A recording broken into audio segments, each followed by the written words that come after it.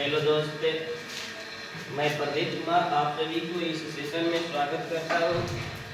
आज के इस सेशन में आप लोग को विलयन के संतरण व्यक्त करने की विधि में नर्मलता को बताएंगे। आप सब वीडियो में अंत तक बने रहेंगे।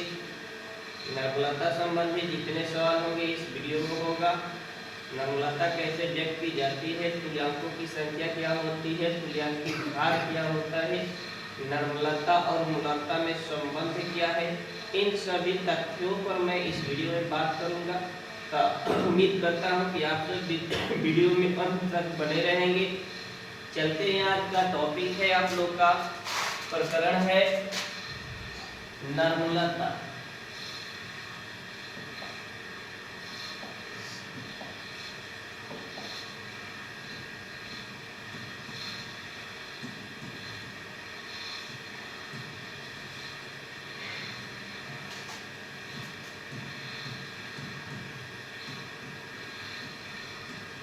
नर्मलता या सामान्यता।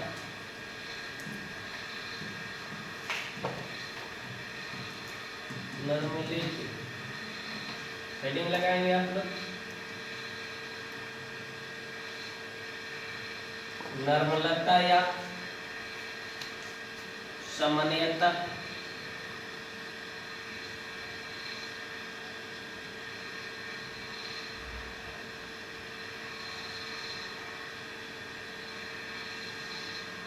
सबसे पहले इसमें तो हम चर्चा करेंगे आप लोग से कि जैसे आप बताइए मोल बराबर क्या होता है।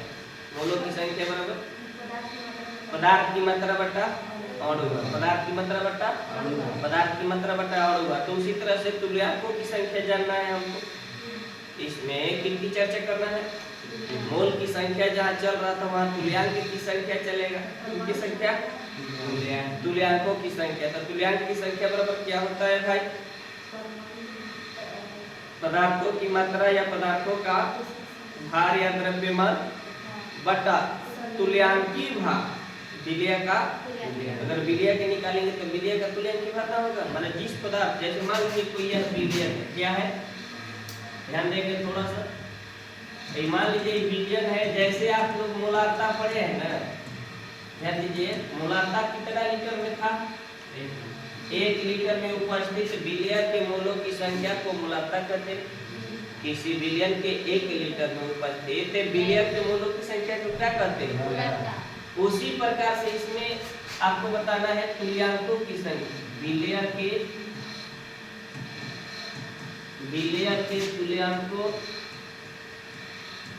तुल्यांकों की संख्या। किसकी संख्या मालूम कह रहा है कि किसी विलयन के 1 लीटर में, कितना लीटर में, किसी विलयन के कितना लीटर में, 1 लीटर में उपस्थित विलय के ग्राम तुल्यांकों की संख्या, ग्राम तुल्यांकों की संख्या को उस विलयन की नर्मलता कहते हैं। क्या कहते हैं, विलयन की नर्मलता कहते हैं। इसे सामान्यता भी कहा, इसे बड़ी एन से सूचित किया। का से डिनोट करवा, कैपिटल एन से, का से बड़ी एन से सूचित किया जाता है। नर्मलता का दूसरा नाम सामान्यता। नर्मलता का दूसरा नाम क्या बदला है, केवल ग्राम तुल्यांकों की संख्या बदला है। क्या बदला है, क्योंकि नर्मलता जो है मूलता से संबंधित है। उसमें पढ़ते हैं हम लोग कि किसी विलयन के 1 लीटर में उपस्थित विलय के मोलों की संख्या, विलय के मोलों की संख्या को आप क्या कहते हैं, तो मोलारता कहते हैं। क्या कहते हैं, उसी प्रकार से इसमें हमको बोलना है क्या कि किसी विलयन के 1 लीटर में उपस्थित विलय के ग्राम तुल्यांकों की संख्या, विलय के ग्राम तुल्यांकों की संख्या को आप क्या कहिएगा, नर्मलता कहिएगा। क्या कहिएगा, नर्मलता कहिएगा। तो दिखा दे परिभाषा। चलिए देखिए, कह रहे हैं यहाँ पे तो सबसे पहले इस सीखिए कि ग्राम तुल्यांक की संख्या बराबर क्या होता है, ग्राम तुल्यांक की संख्या बराबर, ग्राम तुल्यांक की संख्या बराबर होता है पदार्थ की मात्रा बटा तुल्यांकी भार, पदार्थ की मात्रा बटा पदार्थ की भार करते हैं बटा तुल्यांकी भार। कौन सा भार? तुल्यांकी भार। तो तुल्यांकी भार तो जानते हैं आप लोग, निकालना सीखे थे सिलेबस में। क्या सिखाए थे उसमें? सिखाए थे कि किसी सहसंयोजक पदार्थ रहता था या किसी परमाणु की तुल्यांकी भार बराबर बताए थे परमाणु भार बटा संयोजकता। आयन का बताए थे, आयन का सूत्र भार बटा आयनों पर उपस्थित आवेश की संख्या। यही ना था, उसमें नहीं पकड़ा था। कोई भी यौगिक था तो निकालना सिखा रहे। चलिए इस नियम पर पूरा कीजिए, एकदम डीपली बता देते हैं, एकदम जीरो। चलिए सबसे पहले हेडिंग लगाइए, नॉर्मलता या सामान्यता।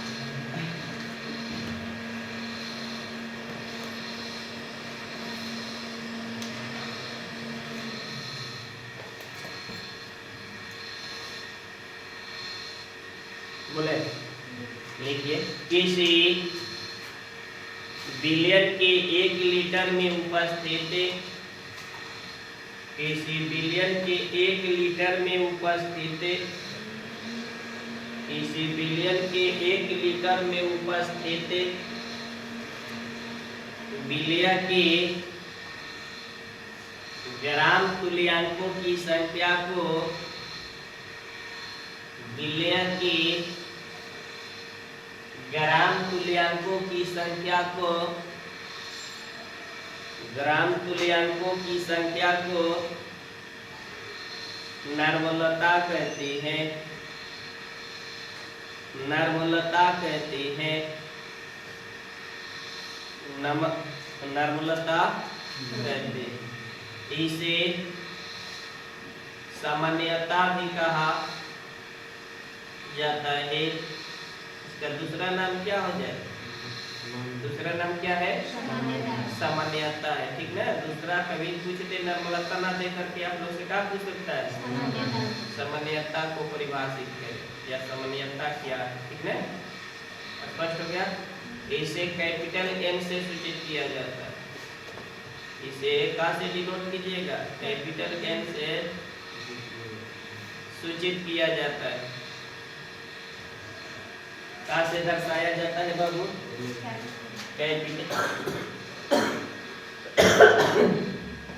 कैपिटल एन से, ठीक है। चलते हैं, फॉर्मूला ले लेते हैं। लिखिए, नार में लता बराबर विलय के ग्राम में तुल्यांकों की संख्या बटा बिलियन का आयतन लीटर, बिलियन का आयतन लीटर। नॉर्मलता बराबर लीटर को बदल दे ml में, बाबू बदलेंगे तो कितना से गुना हो जाए? 1000 से। बोलिए, बिलिया का भार ना बाबू क्या मेरे बिलिया का तुल्यांकी भार, तुल्यांकों की संख्या से बिलिया के ग्राम तुल्यांकों के, तुल्यांकों की संख्या गुने 1000 बटा में बिलियन का आयतन। बिलियन का क्या बाबू? आयतन। अब ml हो जाएगा, मिलीलीटर में। किसमें हो जाएगा? मिलीलीटर में। बना लीजिए।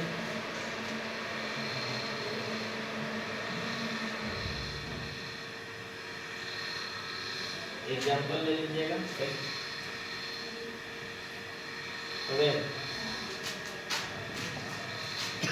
एग्जाम्पल में रख लेंगे आप लोग 3n Na2CO3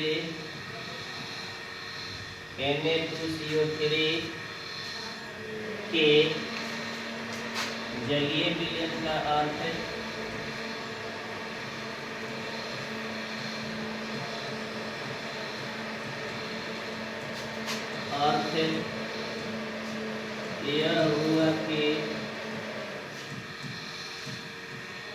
यह हुआ कि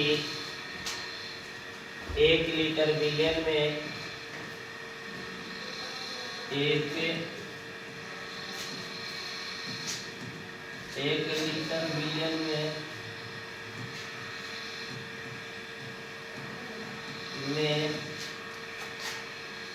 Na2CO3 का 1 ग्राम तुल्यांक उपस्थित 1 ग्राम तुल्यांक उपस्थित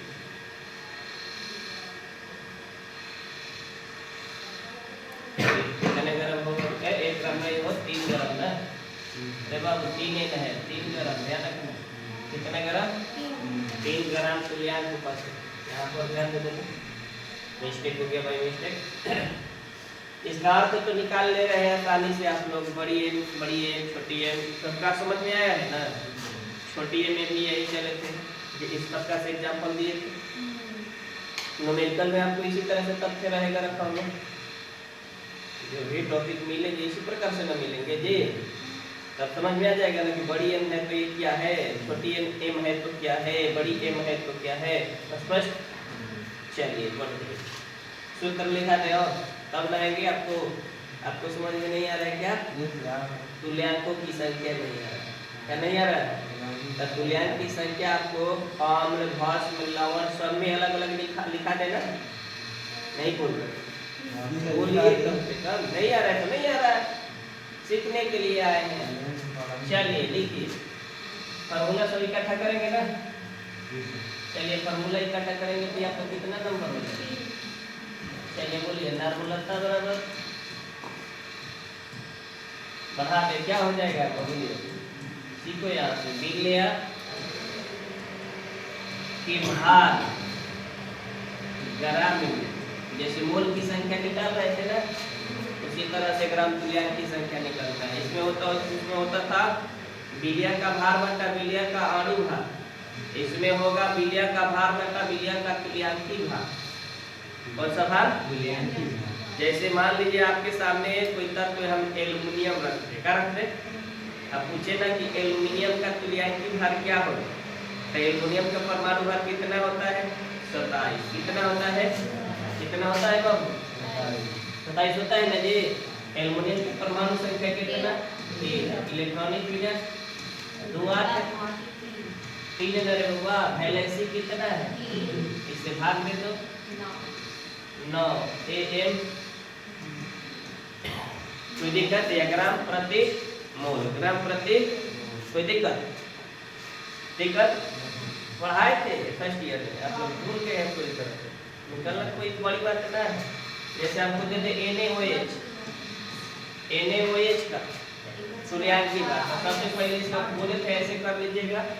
यहाँ परमाणु भार का 23 प्लस 16 प्लस 1 बटा में, देखिए OH कितना है इसमें? 5 क्षार में निकलता है अम्लीयता, अयौग में निकलता है क्षारीयता। तो इसमें कितना हो जाएगा? 1 ना, तो 40 इसका कितना हो जाएगा? ग्राम प्रति मोल। निकालना सिखा देंगे फॉर्मूला लिखा करके, कोई दिक्कत याद रखिए। कम से कम 11 चलना रहेगा तो कैसे चलेगा यार। मेहनत कीजिए थोड़ा सा, आप शिक्षक को छोड़ देते हैं केवल। चलिए विलय का भार अब बटा में इनका लिखे, बोलिए विलय का तुल्यांकी भार। कौन सा भार? तुल्यांकी अणु भार कितना है? तुल्यांकी भार हमको निकालना पड़ेगा ना। तुल्यांकी भार बोले विलयन का आयतन का में था, विलयन का आयतन लीटर में इसे लिखेंगे तो हो जाएगा।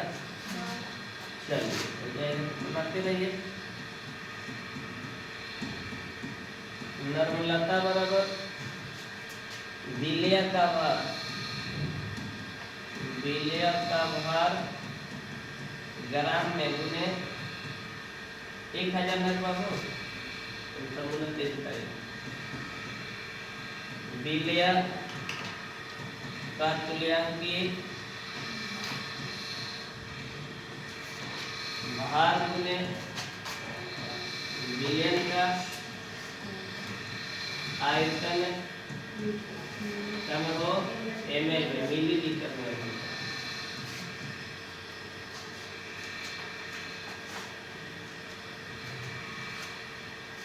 जल्दी जल्दी कीजिए, बदलते हैं।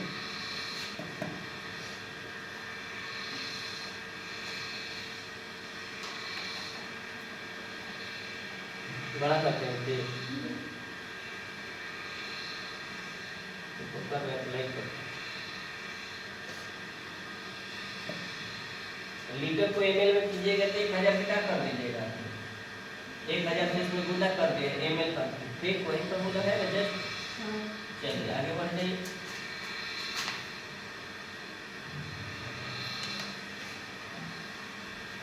पाँच नंबर है। चलिए नर्मलता बराबर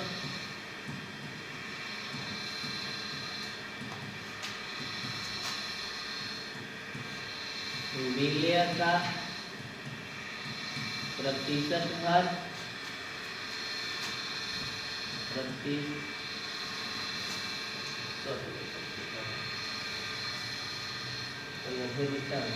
प्रतिशत भार गुने 10 बटा विलय का अनुभार नहीं है, चलेगा क्या चलेगा बोलिए, हाँ तुल्यांकी भार चलेगा, क्या चलेगा बाबू।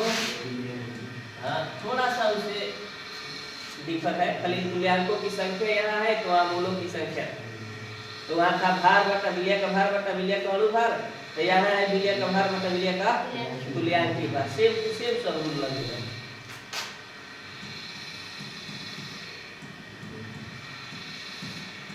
नर्मलता बराबर विलय का प्रतिशत भार गुने कितना था हो 10 गुने डेंसिटी विशिष्ट गुरुत्व है ना। चलिए घनत्व कर दिए बटा में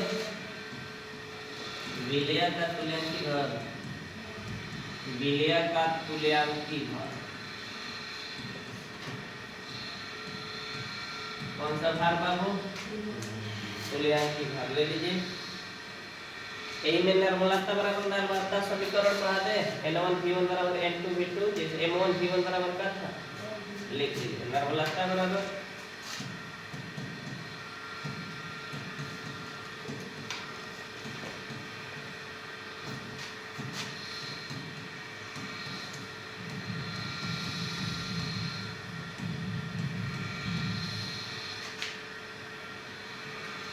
हो जाएगा का N1 V1 बराबर N2 V2, V1 से बढ़कर V2, N1 नर्मलता के V1 ml से N2 नर्मलता के V2 ml विलयन प्राप्त करने के लिए तो मिश्रित जो परिणामी विलयन बनता है उसको निकालेंगे इससे ना आप। चलिए N1 क्या हो गया, प्रारंभिक नर्मलता हो गया, N2 क्या हो गया, अंतिम नर्मलता हो गया, V1 क्या हो गया, प्रारंभिक आयतन, अब V2 क्या हो गया, लिखिएगा पीछे बताए थे उसी प्रकार से आ सके। N1 क्या हो गया बोल दीजिए फिर से, प्रारंभिक नर्मलता, N2 क्या हो गया, अंतिम नर्मलता, V1 क्या हो गया, प्रारंभिक आयतन, अब V2 क्या हो गया बाबू, अंतिम आयतन। कौन सा आयतन, कोई दिक्कत लिख लीजिए। बढ़े तनुता के बाद है तो देख लेते हैं, N1 है जो तनुता के पहले है, N2 है जो तनुता, तनुता माने पंचीकृत करना व्याधि भाषा में, तनु माने पतला, तनु में पंचुचुर डिल्यूट जौन के इंग्लिश में कह लीजा। ठीक है, समझ में आवा? जैसे पानी और चीनी का शरबत हम बनाए, और शरबत को आप कहने के बहुत अधिक मीठा है सर, इसमें थोड़ा पानी मिला है, आप क्या कर रहे हैं? उसको तलू कर रहे हैं। तलू मैंने पतला। जैसे दाल गढ़ा हो गया तो दाल में हम थोड़ा पानी मिला देंगे, दाल क्या हो जाएगा? पतला। दूध में पानी मिला तो पंचुचुर कहते हैं, दूध में पंचुचुर लग रहा है। स्पष्ट विचार है जी? है करेंगे पड़ेगा जो दूध पंचुचुर दिया है, पानी फेंक दिया है ना, तब बढ़ा ना। अब प्रारंभिक हो गया या तो यह अंतिम हो जाएगा, तब तनुता के पहले और तनुता के बाद। अगला फॉर्मूला ले लेंगे। यदि समान विलय के दो विलयनों को, यदि समान विलय के दो विलयनों को, का नंबर है 8, यदि समान विलय के, स्पष्ट लिख रहे हैं ना, थोड़ा सा भी गलत नहीं लिखना है, भले टाइम लग जाए। यदि समान विलय के दो विलयनों को आपस में मिलाया जाता है, तो परिणामी विलयन की निर्मलता क्या होगी? परिणामी विलयन की निर्मलता क्या होगी?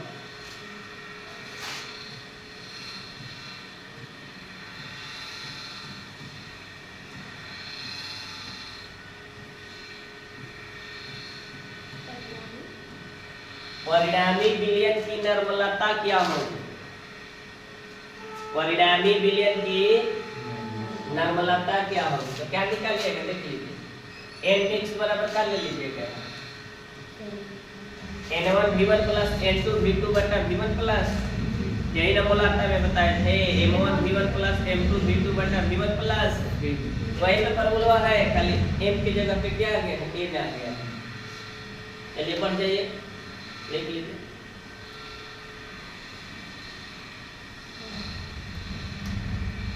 चलिए अगला फॉर्मूला लिख लीजिए। अच्छा, जल जैसे मिला रहे थे अभी आप लोग, क्या कर रहे थे? तल्लु कर रहे थे। क्या कर रहे थे?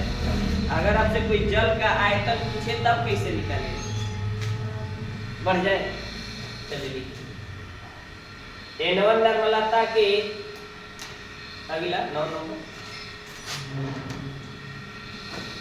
n1 निर्मलता के v1 ml से, n1 निर्मलता के v1 ml से n2 निर्मलता के, n2 निर्मलता के, ऐसे मिला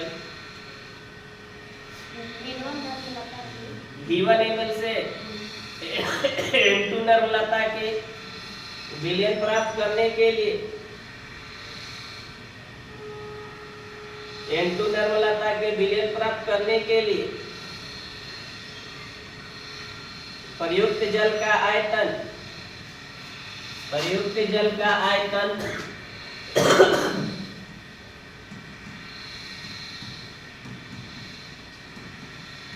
थोड़ा सा पढ़िए, कितना काम कर रहा है,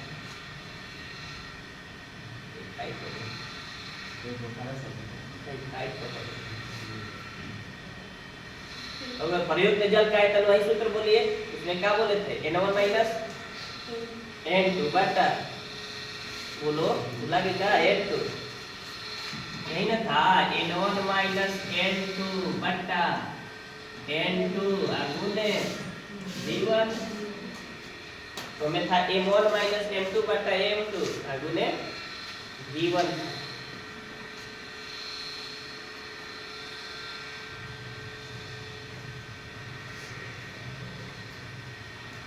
चलिए देखिए, बोर्ड पर देखा लो। जैसे हम करते Na और Nb, तो इसका अर्थ बता सकते हैं आप लोग, Da और Db क्या लिखते हैं? पता चल रहा है? चल रहा है। A माने हो गया आपका एसिड, एसिड माने अम्ल, एसिड माने कम चीज, अम्ल क्या कह रहे हैं? तो ये अम्ल की नर्मलता होगा, तो यह अम्ल की आयतन होगा। किसी भी अम्लीयता को समाप्त करने के लिए उसमें क्या मिलाते हैं? भास्मिक पदार्थ मिलाते हैं। क्या मिलाते हैं? जैसे आप लोग आज ब्रश करके आए हो, तो ब्रश क्यों करेंगे? नहीं करेंगे। तो क्यों नहीं करेंगे भाई? आप करेंगे तो क्यों करेंगे? क्योंकि मुख में अम्लीयता बढ़ गया था, भोज पदार्थ के कुछ चिपचिपा पदार्थ दांत में चिपक गए थे नजे, जिसके कारण अम्लीयता बढ़ने से यह का गाज की तरह मुंह में दे रहा है, तरल पदार्थ बन रहा है नजे, जो कि आपको बड़ी अजीब लगता है। तो उसको उदासीन बनाने के लिए आप टूथपेस्ट का इस्तेमाल करते हैं। तो टूथपेस्ट किसका बना होता है? भास्मिक पदार्थ का। किसका? या नीम के धातु में इस्तेमाल करते हैं। तो नीम का धातु सबसे भास्मिक माना जाता है। स्पष्ट बात है कि वह लंबा समय तक अगर उसे ब्रश किया जाए ना तो ऊर्जा का ह्रास भी करता है। जितना वह अच्छा है उतना ही हानिकारक है। हम लोग क्या करते हैं, 1 बीता के 2 बीता के ले लेंगे तो पूरा गाँव भर घूम जाएंगे, धोते धोते धोते धोते पता चलेगा कि बच्चा है इतना छोटा है। तो इतना छोटा बचेगा तो बताइए कितना समय उसमें देता है ब्रश करने के अवधि 3 से 5 मिनट हार्डली। इससे अधिक ब्रश नहीं करना चाहिए, क्योंकि वह सूढ़ा भी खराब होगा और ऊर्जा का ह्रास भी होगा। तो लोग के नीमन तत्व मिल जाएगा नीम के ना मोटा थोड़ा सा, तो लेके 1 घंटा का 1.5 घंटा पूरे गांव में मंथन कर देंगे कि केकरा घरे का हुआ है ना हुआ है, सब पता लगा के तत्व हाथे में है। वैसा नहीं करना चाहिए, ठीक ना। तो वहां पर हम लोग क्या करते हैं, मेरा मेन मकसद था का कि अम्लीयता को समाप्त करना, मुख को उदासीन बनाना। मुख को क्या बनाना? तो किसी भी स्थान पर अगर अम्लीयता बढ़ जाता है तो क्षारीयता मिलाएंगे तब ना अम्लीयता समाप्त होगा। अगर क्षारीयता बढ़ गया तो वहाँ कौन सा पदार्थ मिलाएंगे? अम्लीय पदार्थ मिलाएंगे, तब जाके उदासीन होगा। जिसका पीएच मान 7 से कम हो वह अम्ल होता है। लॉरेंस स्केल पर पढ़े हैं आप लोग 10 क्लास में, यही ना मापांक पढ़े थे। 14 तक उस पर मापांक होता है लॉरेंस स्केल में। वो क्या कहता कि पीएच मतलब पावर ऑफ हाइड्रोजन आयन। भेद को मालूम ना रहता है ना कि पीएच है क्या, पीएच है क्या, पावर ऑफ हाइड्रोजन आयन। तो पावर ऑफ हाइड्रोजन आयन के मान जब 7 से छोटा रहता है तो उसको अम्ल मानते हैं हम लोग। क्या मानते हैं? 7 रहता है तो उदासीन मानते हैं। 7 से अधिक रहता है कहाँ तक जाता है? 14 तक जाता है। कहाँ तक जाता है? अब मालूम रहेंगे ना कि जी पावर ऑफ पीएच का मान जिस अम्ल की जितना ही कम होगा वो उतना ही शक्तिशाली होगा। इधर तो घट रहा है ना लॉरेंस स्केल पर। आप लोग एरो मानते हैं ऐसे और 7 से आगे मानते हैं ऐसे, नहीं मानते हैं बढ़े। अब पकड़ लीजिएगा बी मतलब बेस। बेस माने क्षार या भस्म।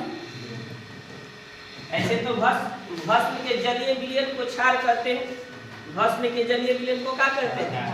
1 नंबर आप लोग का हो जाएगा 1। तो अब पकड़ लीजिएगा, बोलेंगे तो Na बोलेंगे तो क्या लिखिएगा? Na मतलब अम्ल का नर्मलता, Va मतलब अम्ल का आयतन, Nb मतलब भस्म का नर्मलता और Vb मतलब भस्म का आयतन। स्पष्ट बात समझ में आया? एक से एक पार्ट में आप लीजिए, थोड़ा सा ध्यान दीजिएगा। यहाँ थोड़ा सा फॉर्मूला उसे चेंज हो रहा है। इस फॉर्मूलाता में नहीं पढ़ना था, ऐसा नहीं था, तो इसमें थोड़ा सा बढ़ रहा है। जैसे मान लीजिए आप एक पात्र ले लीजिए,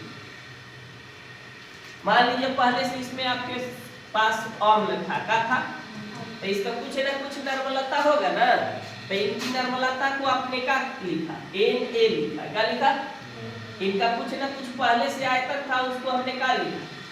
Va लिखा। क्या लिखा? Va ml कर दिया। क्या कर दिया? स्पष्ट बात हो गया? ml में ले, यही न लेना है हमको।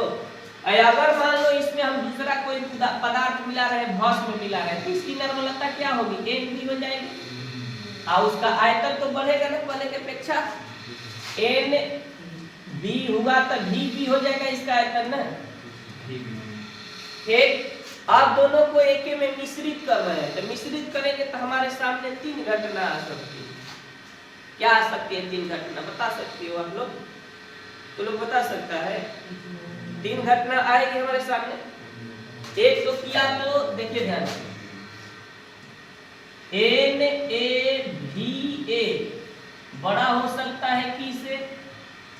NbVB हो सकता है, और नहीं तो हो सकता है NaVA से बड़ा हो सकता है NbVB, यही तो हो सकता है ना भाई।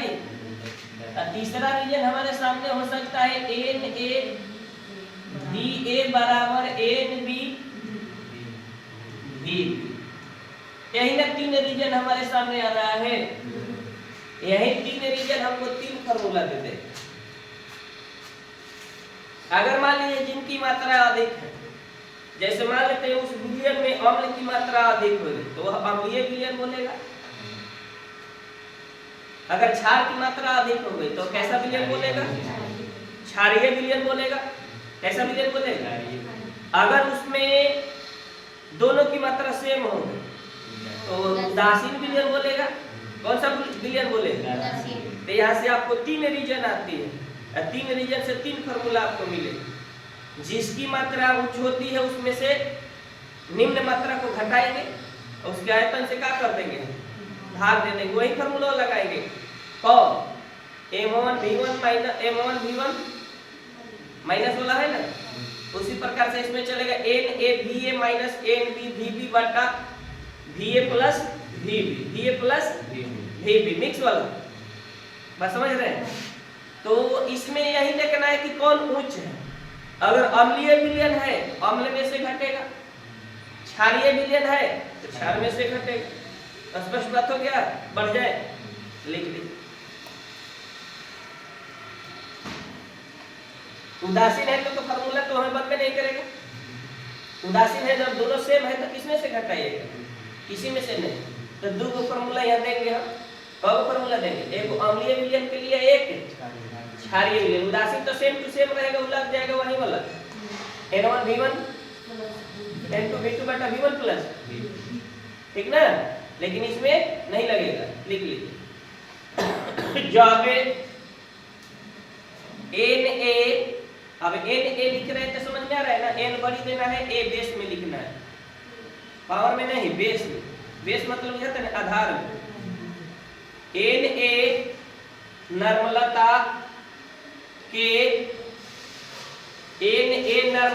के VA ml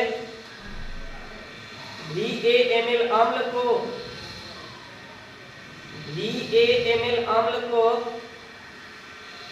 NB नर्मलता के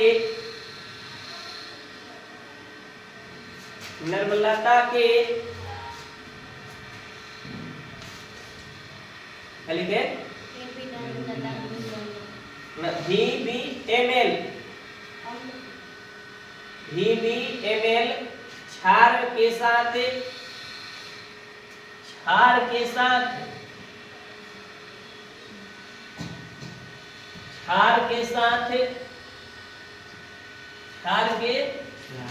मिश्रित किया जाता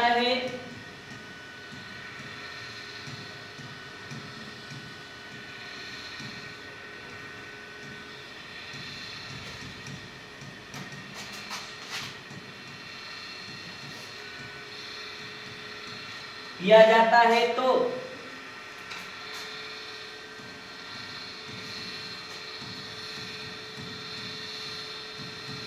अच्छा ही बताओ, जब बराबर रही तो क्या हो? देखा जाए पहला रीजन हम क्या लिखेंगे कि यदि NaVA बराबर NbVB हो तो विलयन कैसा होगा?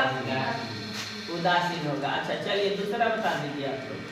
यदि NaVA का मान NbVB से क्या हो बाबू? बड़ा होगा हो तो विलयन कैसा होगा? बोलिए। विलयन अम्लीय होगा। विलयन अम्लीय होगा। कैसा होगा बाबू? कैसा होता विलयन? तीसरा कह रहा है आपका काफियत एन बी एन ए भी ए के मान से एन बी भी बी का मान बड़ा हो तो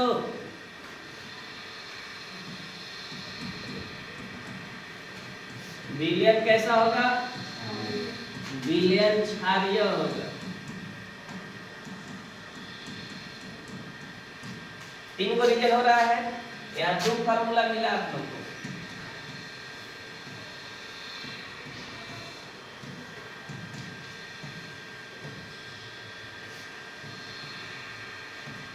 अम्लीय विलयन विलयन की नर्मलता बराबर एन ए भी ए माइनस एन बी भी बी बट्टा भी ए प्लस भी बी। दूसरा फॉर्मूला आप लोग को मिला क्षारीयत विलयन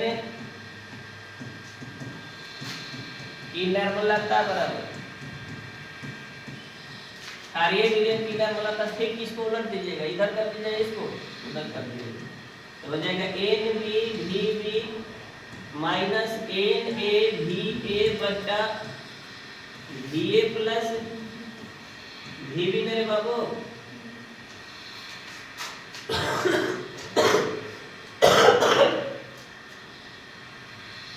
अगले वीडियो में आप लोगों को हम पढ़ाएंगे क्या? नर्मलता और मोलारता में संबंध। क्या पढ़ाएंगे? नर्मलता और मोलारता में संबंध पढ़ाएंगे। स्पष्ट बात पूछा गया ना। ये ग्राम तुल्यांकों की संख्या निकालना सिखाएंगे। क्या सिखाएंगे? आज के लिए इतना ही रहेगा। तब तक के लिए धन्यवाद।